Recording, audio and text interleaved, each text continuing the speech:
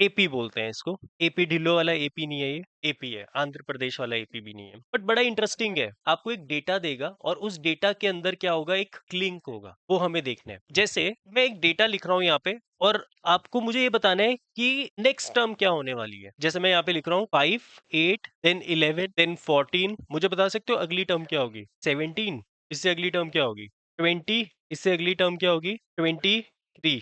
तो आपको कैसे पता चल रही है टर्म? कि जब मैंने डेटा लिखना स्टार्ट किया तो हर एक वैल्यू में मैं +3 ऐड कर रहा था। तो ऐसी ही सीक्वेंस को अगर जिसमें एक चीज ऐड होती जा रही है, सेम चीज ऐड होती जा रही है, तो वो क्या क्रिएट करती है?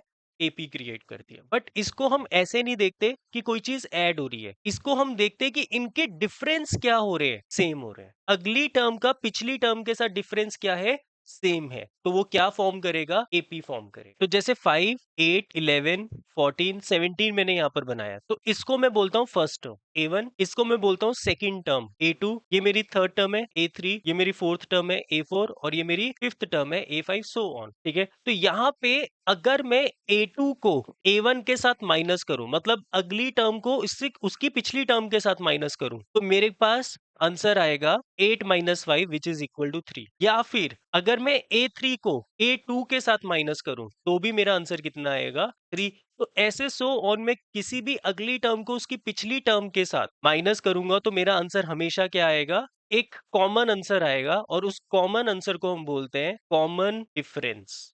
तो कॉमन डिफरेंस को डी से रिप्रेजेंट करते हैं और इसका फॉर्मूला होता है जैसे A2 - A1 या फिर A3 - A2 या फिर A4 - A3, सो ऑन। तो वो सबका डिफरेंस इक्वल आने वाला है, इसीलिए इसको हम क्या नाम देते हैं? Common difference.